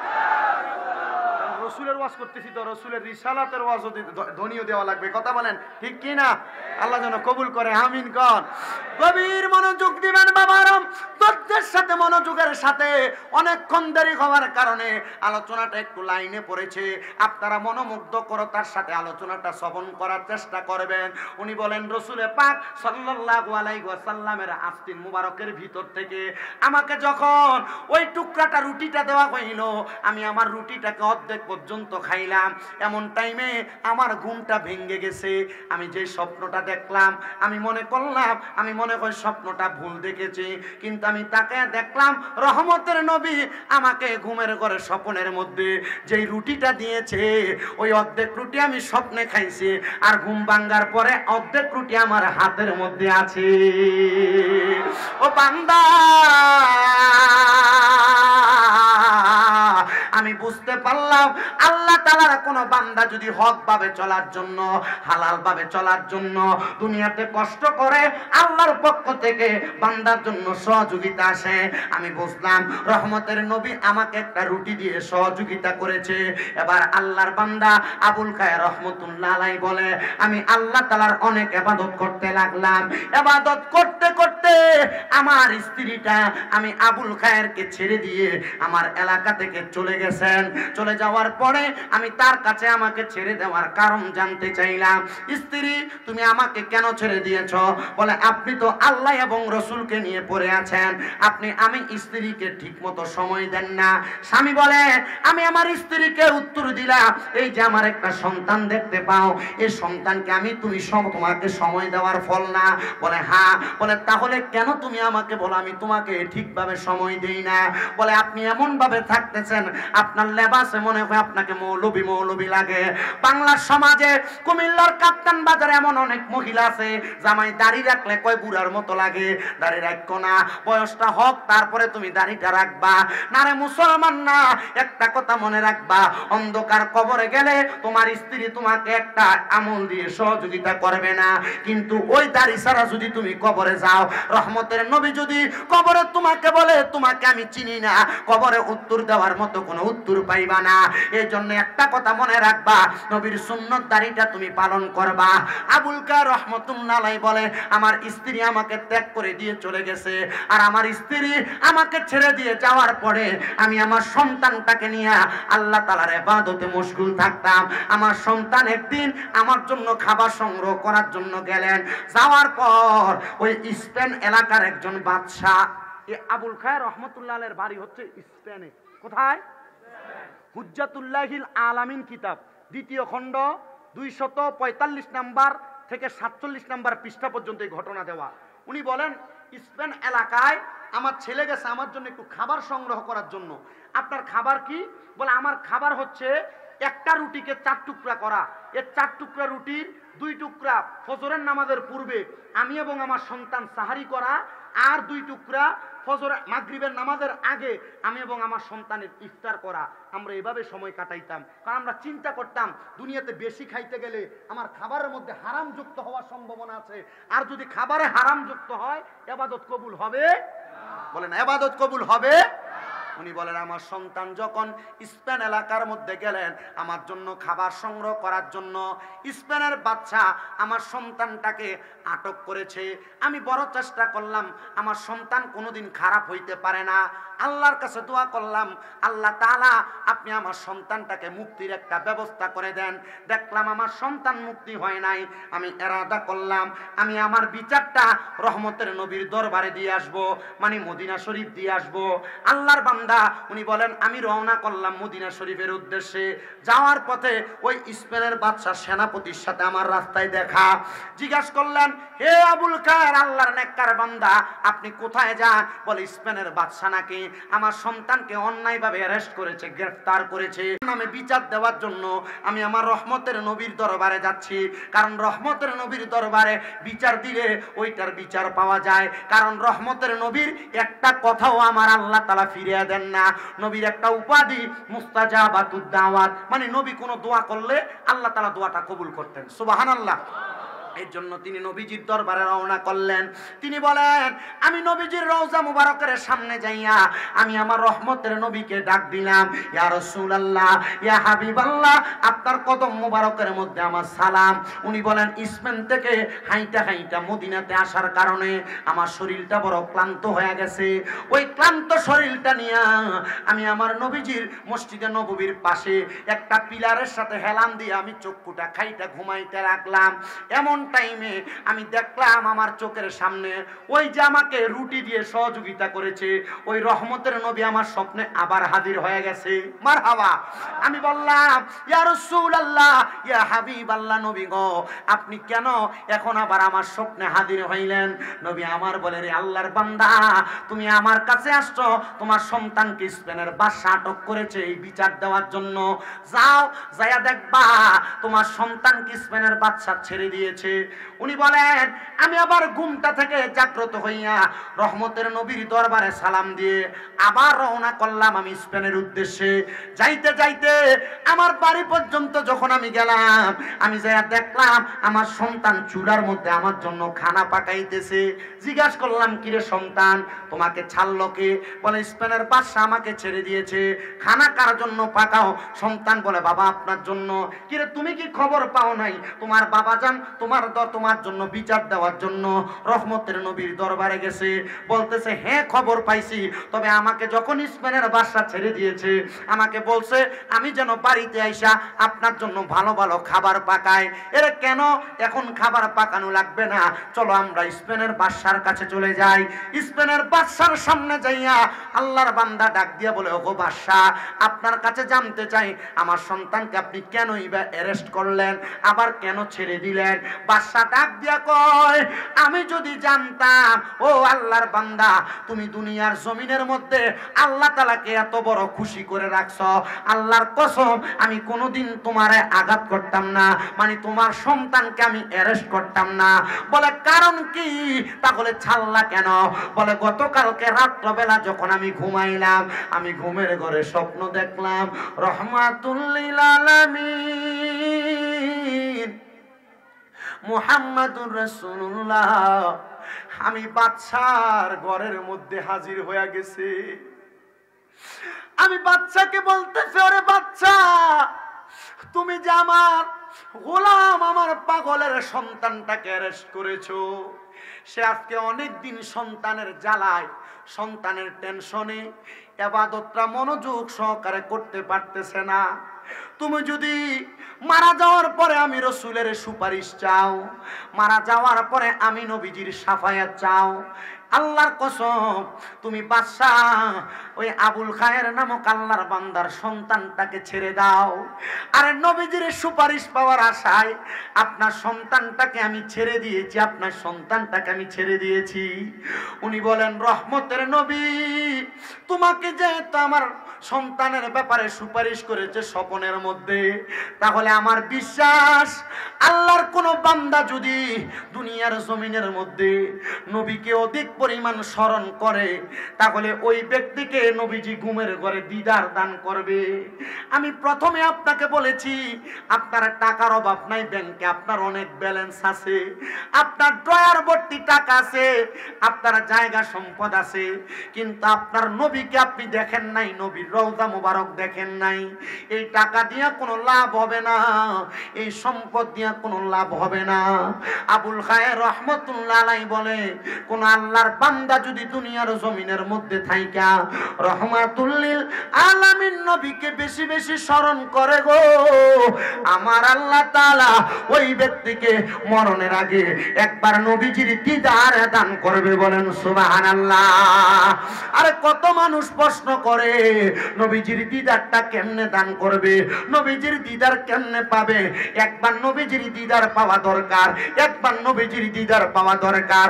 আরে নবীজির দিদার যদি না পান, মনে রাখবেন এলাকার মানুষ যখন মারা যায় বিসমিল্লাহি ওয়া আলা মিল্লাতে রাসূলিল্লাহ বলে আপনাকে যখন কবরে নামানো হবে, রাহমাতুল লিল আলামিন নবী বলে, সেই যদি আল্লাহর কোরআন রাসূলের পাকের হাদিস পড়া কবরে আসতে পারে, তাহলে দুনিয়ার মানুষ দেখবে তাকে মাটির মধ্যে শোয়া দেওয়া হয়, কিন্তু আমি নবী বললাম তাকে মাটির মধ্যে শোয়ানো হয় না। আমি রহমতের নবীর নূরানি কুল মুবারকের মধ্যে আমি ওই উম্মতকে নিয়ে নেই। বলেন সুবহানাল্লাহ।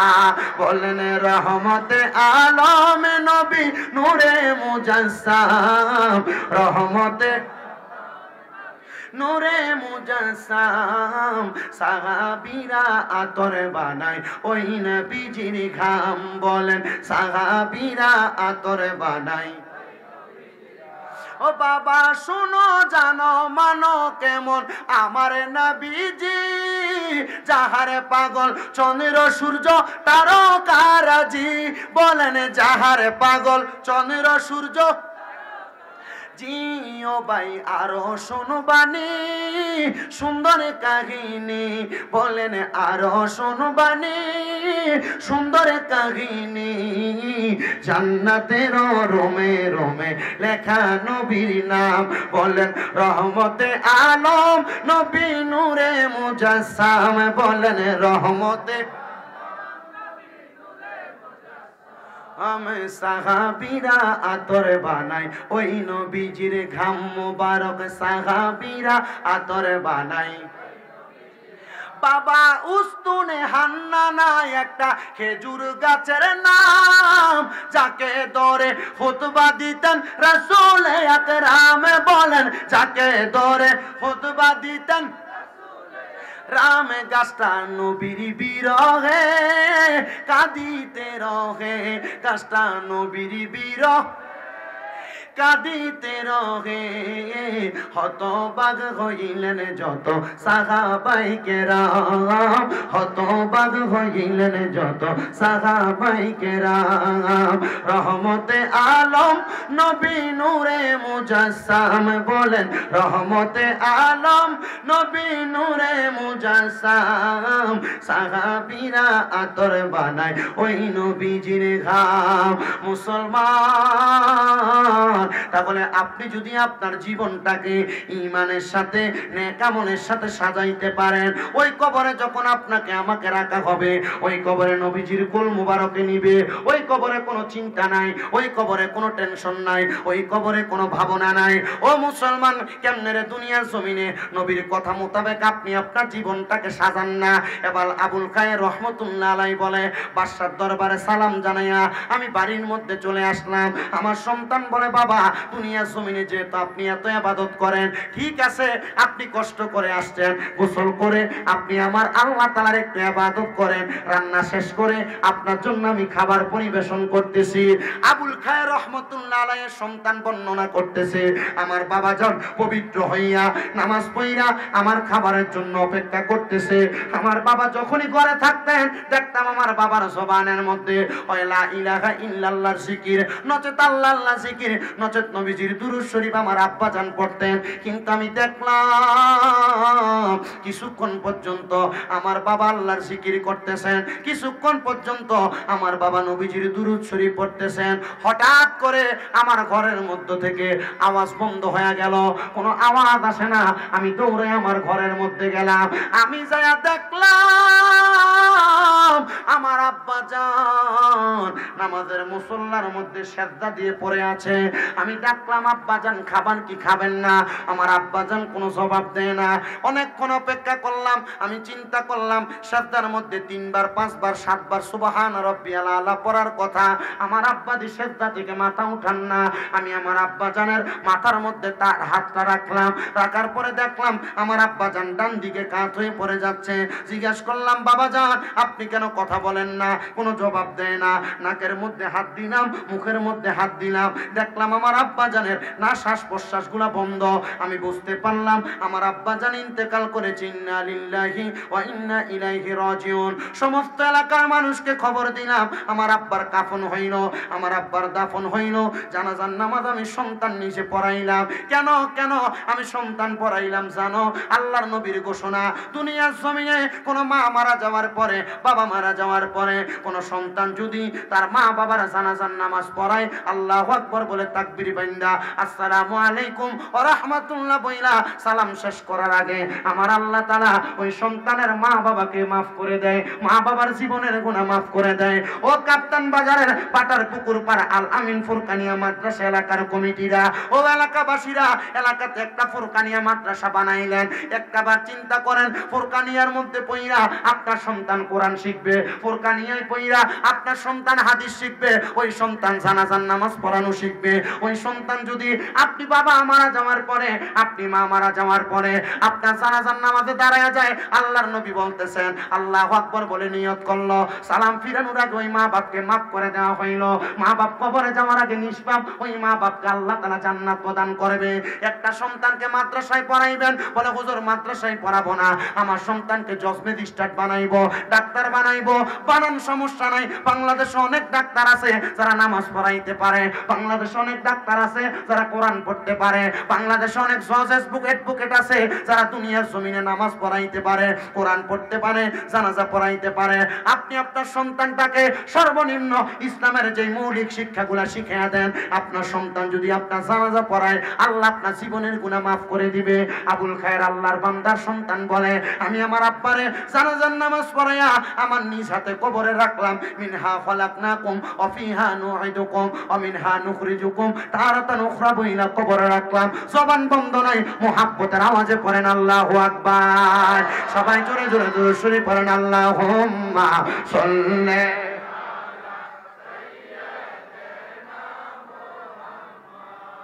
নাবি।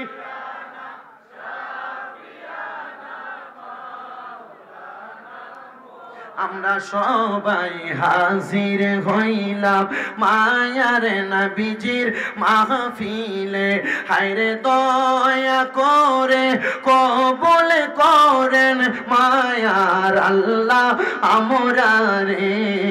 আল্লাহুম্মা সাল্লি মুহাম্মাদ নাবিয়ানা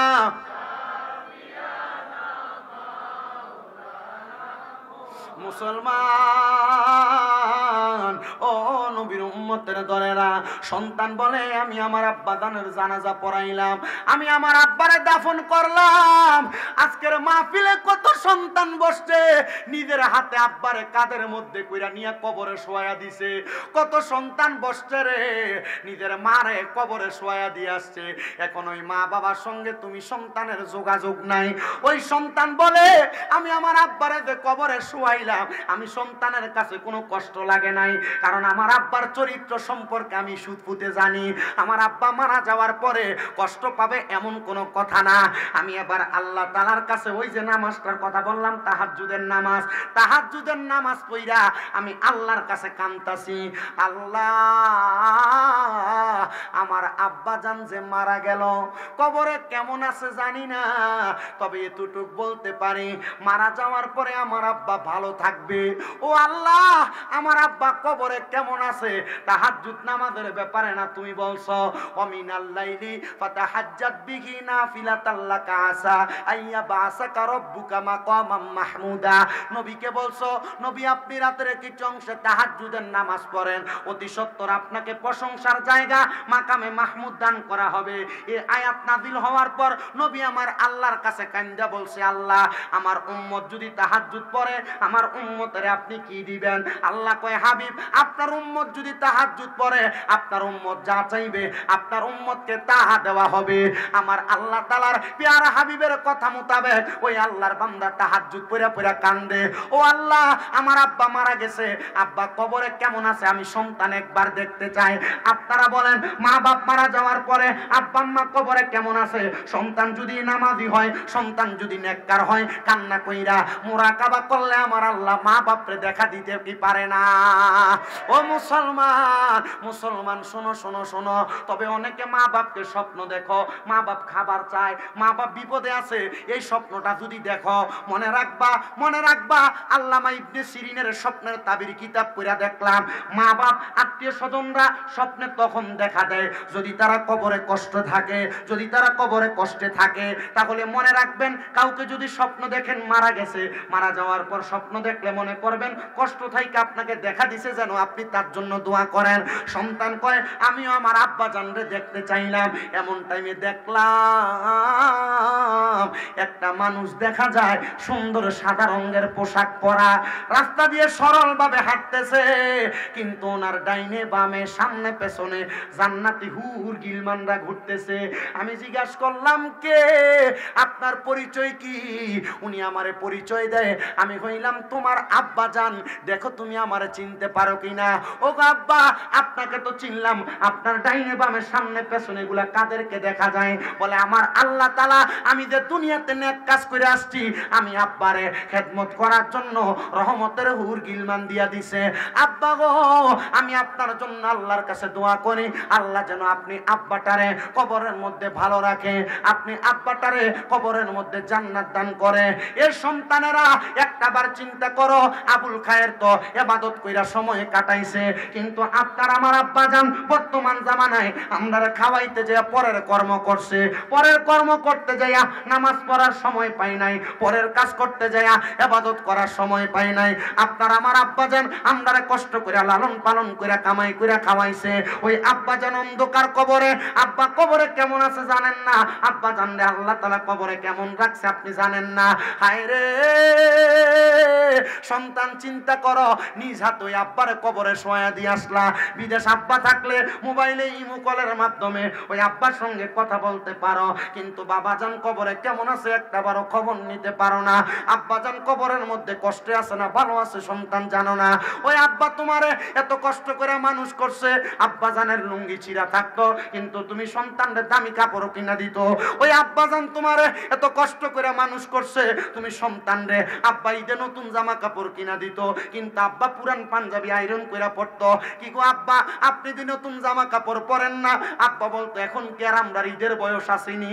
আব্বা অভাবের কথা বলতো না, টাকা খরচ করতো না, তুমি সন্তানের ভবিষ্যতের কথা চিন্তা কইরা আজকে তুমি সন্তানের কাছে লাখ লাখ টাকা আছে, কিন্তু তোমার আব্বা জান অন্ধকার কবরে 500 টাকা দিয়ে কিন্না আব্বার একটা লুঙ্গি পরাইতে পারো না। পরাইবা কেমনে ওই আব্বা জান অন্ধকার কবরে? সন্তান 5-10 টাকা আব্বার কাছে চাইয়া নিতা, আজকে তোমার বাবার বয়সী কত দোকানের মধ্যে মুরব্বী বাবা বৈশা থাকে, তোমার আব্বারে তো উক্তি করে পকেট থেকে 100 টাকা হাত খরচের জন্য দিতে পারো না। আরে দিবা কেমনে? ওই আব্বা জান তো অন্ধকার কবরে। সন্তান চিন্তা করে দেখো, তোমার মা তোমারে বড় কষ্ট করে মানুষ করছে, হে সন্তানের দল, হে সন্তানের দল একটাবার চিন্তা করো, ওই মা এত কষ্ট করে মানুষ করছে, মা জননী ভালো করে খায় নাই, ভালো করে ঘুমায় নাই, সকালবেলা পান্তা ভাত গুলা তুই সন্তানের জন্য রাইখা দিছে। আমার ফুতে কাজকর্ম করে আসবো, স্কুল মাদ্রাসা থেকে আসবো, আমার ফুতে পান্তা ভাত গুলা খাইলে তার কলজা ঠান্ডা হবে। মার কাপড় ছিঁড়া থাকতো, কাপড় রাস্তার মধ্যে 5-10 টাকা বান্ধা রাখতো, তুমি ফুতের ওই টাকাটা দিয়া দিত। ঘরের মধ্যে 3 টুকরা মাছ রান্না করলে বাপে দুপুর বেলা বাপেরটা খাইতো, তুমি তোমারটা খাইতা, মা আমার মাছের টুকরাটা খাইতো না, তুমি সন্তানের জন্য রাইখা দিত।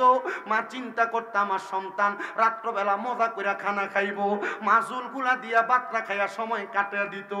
আজকে তোমার ওই মা কবরে একবার চিন্তা করো রে কাপ্তান বাজারের মা হারা পুতেরা, ওই মা যদি বাইচা থাকতো, ওই মারে তুমি তোমার টাকা দিয়া কত আনন্দে রাখতা। অনেক সন্তান আজকে বসছে, মা বাপ বাচ্চা আছে, টাকা পয়সাও আছে, বাইয়ে বাইয়ে ঝগড়া কইরা মা বাপরে খাওয়ানি নিয়ে একটা ঝগড়া দ্বন্দ্ব কইরা ওই মা বাপরে ভাত দেয় না। অনেক সন্তান আছে বউয়ের কথা শুই না আম্মা আব্বারে খানা দেয় না। আম্মা আব্বারে জুদা করে দিছ, আম্মা সকালে এক ঘরে খায়, আব্বা দুপুরে আরেক ঘরে খায়, রাত্রবেলা আরেক ঘরে খায়। আমি বলবো এই মাহফিলে যদি এমন কোন সুতা থাকো, তোমার মতো সুতার আমার দরকার নাই।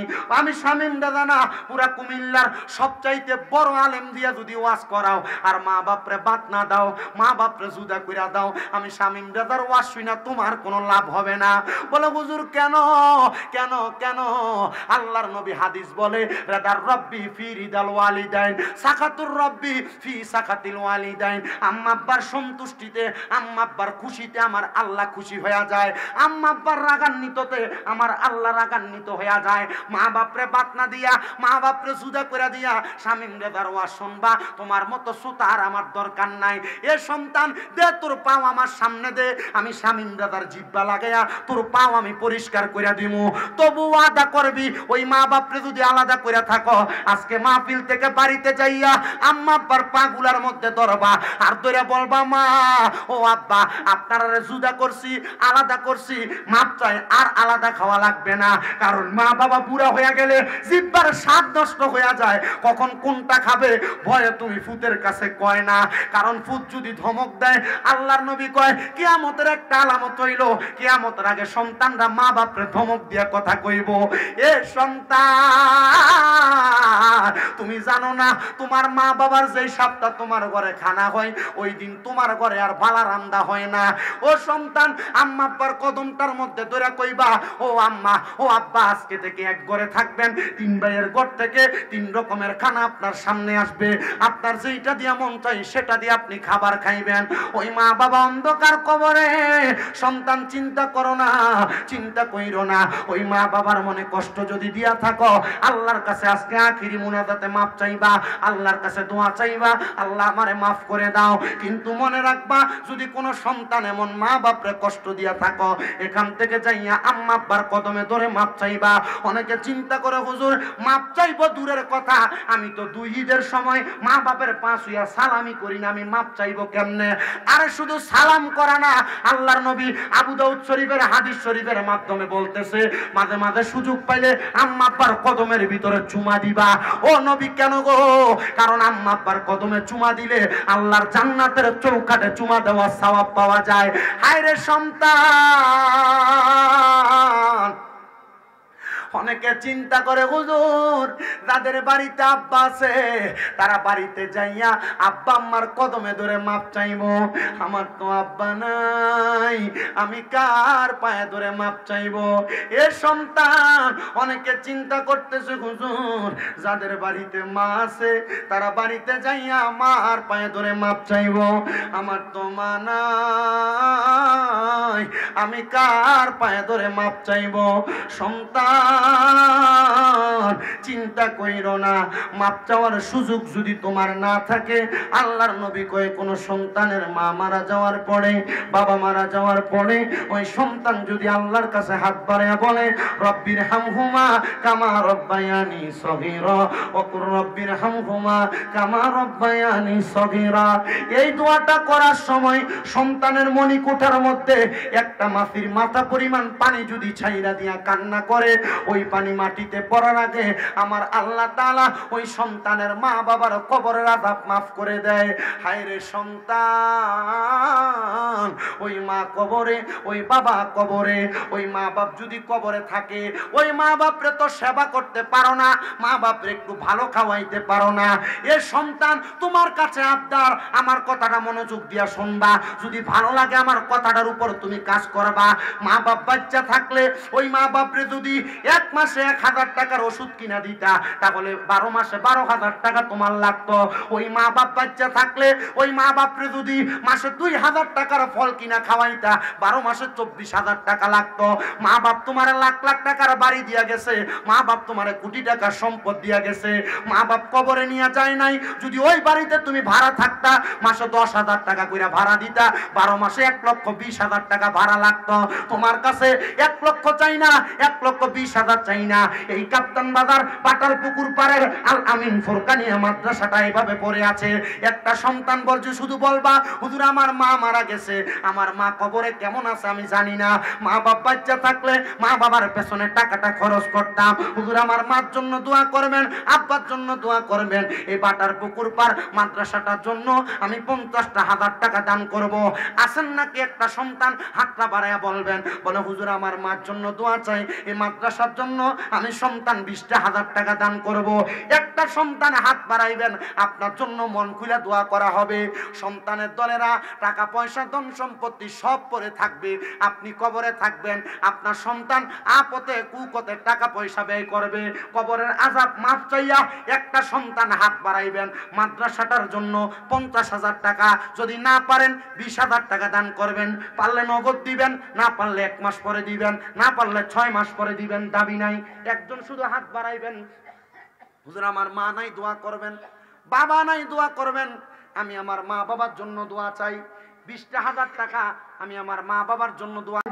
মৌনা মার দমতা কিতে বইল না তার নাম মারহাবা আল্লাহ আল্লাহ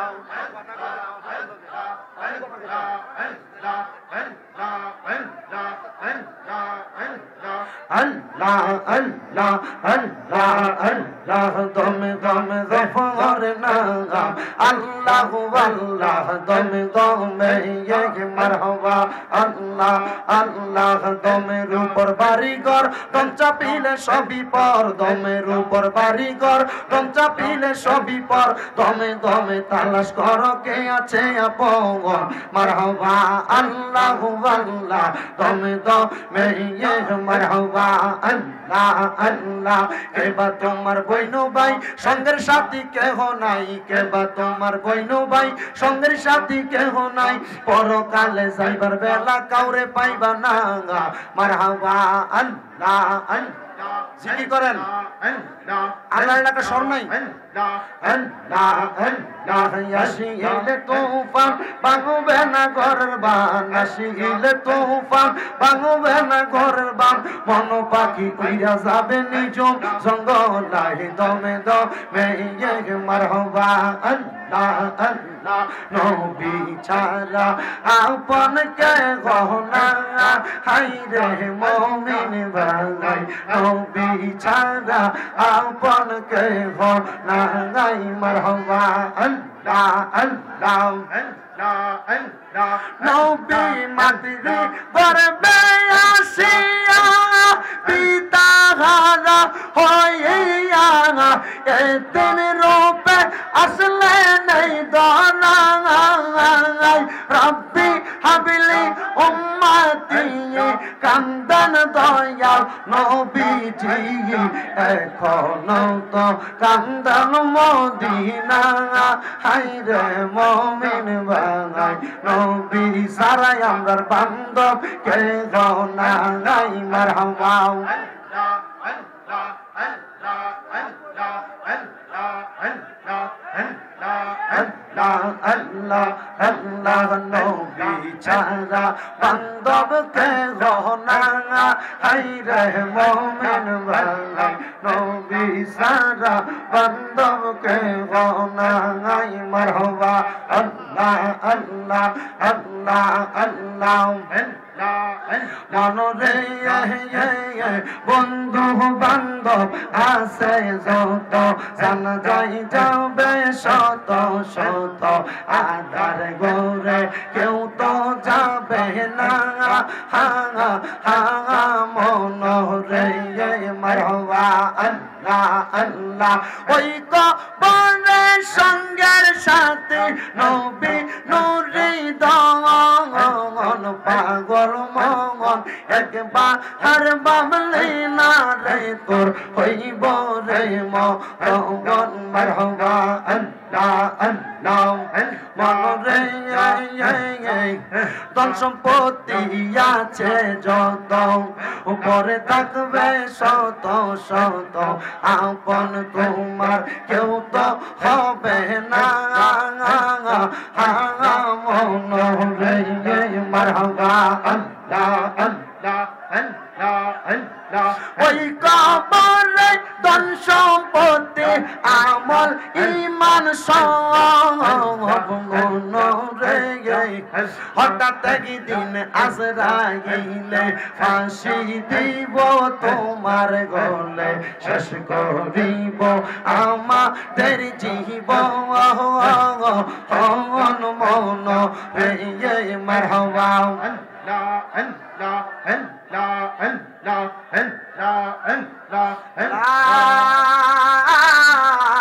ইলাহা ইল্লাল্লাহু মুহাম্মাদুর রাসূলুল্লাহ সাল্লাল্লাহু আলাইহি ওয়াসাল্লাম সবাই পড়ি সাল্লাল্লাহু আলাইহি ওয়াসাল্লাম আল্লাহুম্মা আমিন আল্লাহুম্মা আমিন আলহামদুলিল্লাহি রাব্বিল আলামিন আসসালাতু ওয়াসসালামু আলা রাসূলিহিল কারীম রব্বানা যালামনা আনফুসানা ওয়া ইন লাম তাগফির লানা ওয়া তারহামনা লানাকুনান্না মিনাল খাসিরিন রব্বানা আতিনা ফিদ দুনিয়া হাসানাতাও ওয়া ফিল আখিরাতি হাসানাতাও ওয়া কিনা আযাবান নার মাবুদ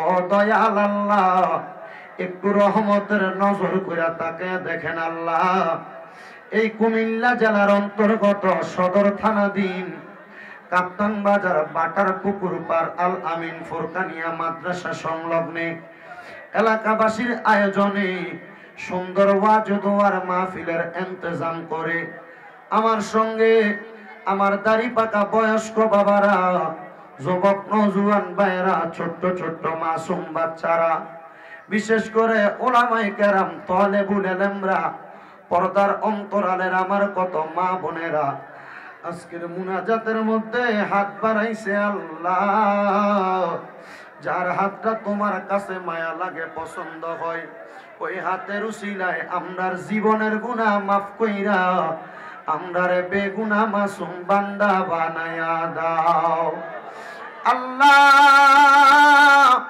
তুমি যদি আমরারে মাফ কইরা দাও আল্লাহ তুমি কারোর কাছে কোনো জবাবদিহিতা করা লাগবে না যদি রহমত দিয়া ভরপুর কইরা দাও আল্লাহ তোমার রহমতের কোনো কমতি হবে না রহিম রহমান নামটি তোমার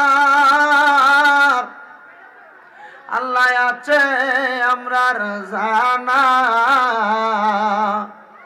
সেই নামেরও সিলাই গো গুনাহ করে দাও ক্ষমা আল্লাহ আমরা গুনাহ করছি বড় অন্যায় কইরা ফালাইছি গো আল্লাহ আমরার গুনার দিকে না তাকাইয়া রাহমাতুল লিল আলামিন নবীর উসিলায় আমরা সবাইরে তুমি কবুল আর মঞ্জুর কইরা নাও দয়াল রে আজকের মুনাজাতে কে জানি গাত বাড়াইছে কার জানি জগতের মধ্যে আব্বা নাই যেই বাবা রিকশা চালাইয়া মাটি খাইটা মাথার গাম পায়ে পালাইয়া পরের বাড়িতে বদলার কাজ কইরা সন্তানরে মানুষের মতো মানুষ বানানোর জন্য আব্বা নিজের রক্তরে পানি বানাইছে এমন আব্বা যাদের অন্ধকার কবরে আল্লাহ আব্বার কবর তুমি আল্লাহ জান্নাতের বাগান বানায়া দাও মনিব কার জানি জগতের মধ্যে মা নাই হায়রে মা যেই মারে মা কইয়া ডাক দিলে কলিজার আগুন পর্যন্ত ঠান্ডা হইয়া যায় আল্লাহ কে জানি হাত বাড়াইছে, এমন জনম দুঃখী মারে কবর দেশে শুয়াইয়া।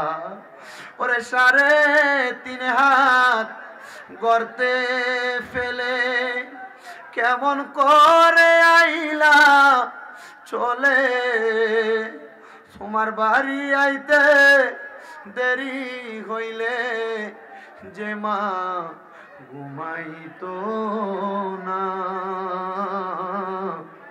ওই কবর দেশে মায়ের পাশে একটু রইলি না। কেমন আছেন বাবা মনি, কেমন আছেন মা জননী, একবার তো খবর লইলি না। ওই মা বাবার মনে কষ্ট দিয়া দুনিয়াতে বাইচা থাইকা শান্তি তুমি সন্তান পাইবা না রে। মা বাবার খবর লইলি না। আল্লাহ কত এতিমেরা মাহফিল শেষ করে বাড়িতে যাবে, সবার চেহারা দেখবে কিন্তু মা বাবার চেহারা দেখবে না। আল্লাহ যাদের মা বাবা কবরে, আম্মা আব্বার কবর জান্নাতের বাগান বানিয়ে দাও। যাদের মা বাবা বেঁচে আছে আম্মা আব্বার হায়াতের মধ্যে বরকত দান করো, আম্মা আব্বার সেবা যত্ন করার তৌফিক দান করো। আল্লাহ প্রত্যেকের ব্যবসা বাণিজ্য কাজে কর্মে চাকরি বাকরির মধ্যে বরকত দান করো। যারা পড়ালেখা করে বিদ্যা বুদ্ধি বাড়াইয়া দাও, মানে সম্মান ইজ্জতে জিন্দেগি নসিব করে দাও। আল্লাহ বিশেষ করে আজকের মাহফিলে যারা টাকা দিয়া, পয়সা দিয়া, শ্রম দিয়া, বুদ্ধি দিয়া, পরামর্শ দিয়া, মাইক দিয়া, লাইট দিয়া, প্যান্ডেল দিয়া, সোশ্যাল মিডিয়া ভাইয়েরা সহ সম্মানিত শ্রোতা মন্ডলী, অতিথি মন্ডলী, প্রত্যেককে তুমি আল্লাহর কুদরতের দরবারে কবুল মঞ্জুর করে নাও। সোনার বাংলাদেশের উপর তোমার খাস রহমত বরকত দান করো। আল্লাহ আমার ফিলিস্তিনের মুসলমান ভাইদেরকে তুমি হেফাজত দান করো, ইসরায়েলের জালেমের জুলুম থেকে তাদেরকে হেফাজত দান করো। আল্লাহ বিশেষ করে বাংলাদেশের কত মানুষ দেশ বিদেশ থেকে দোয়া চায়, প্রত্যেকের খাস দোয়া তুমি কবুল মঞ্জুর করো। এই আলামিন ফুরকানিয়া মাদ্রাসার জন্য 50,000, 20,000, 10,000, 5,000, 2,000, 1,000 পর্যন্ত, 1 টাকা পর্যন্ত যারা সহযোগিতা করেছে প্রত্যেকের দোয়া তুমি কবুল মঞ্জুর করো। এই মাহফিল কিয়ামতের আগ পর্যন্ত দায়েম এবং কায়েম রাখো। পর্দার অন্তরালে কত মা বোনেরা দোয়া চাই, আমার মা বোনদেরকে কবুল মঞ্জুর করে নাও রাব্বুল আলামিন। আল্লাহ অনেক প্রবাসী ভাইরা বিদেশ থেকে দোয়া চায়, আমার প্রত্যেক প্রবাসী ভাইদের খাস দোয়া তুমি কবুল মঞ্জুর করে নাও রাব্বুল আলামিন। আল্লাহ অনেকে পার্সোনাল ভাবে দোয়া চাইছে, আল্লাহ প্রত্যেকের খাস দোয়াগুলো কবুল মঞ্জুর করে। আমাদের প্রত্যেকের মরণের আগে বারবার তাওয়াফে বাইতুল্লাহ, জিয়ারতে রওজা রাসূলুল্লাহ নসিব করায়েন। আর আখিরি নবী মুহাম্মদ মুস্তাফা আহমদ মুস্তাফা সাল্লাল্লাহু আলাইহি ওয়াসাল্লামের ওসিলায় আমাদের প্রত্যেককে দরখাস্ত কবুল করে মরণের আগে আখিরি জবানে মধুর কালেমা পড়ায়া দিবেন, লা ইলাহা ইল্লাল্লাহু মুহাম্মাদুর রাসূলুল্লাহ সাল্লাল্লাহু আলাইহি ওয়াসাল্লাম। আসসালামু আলাইকুম।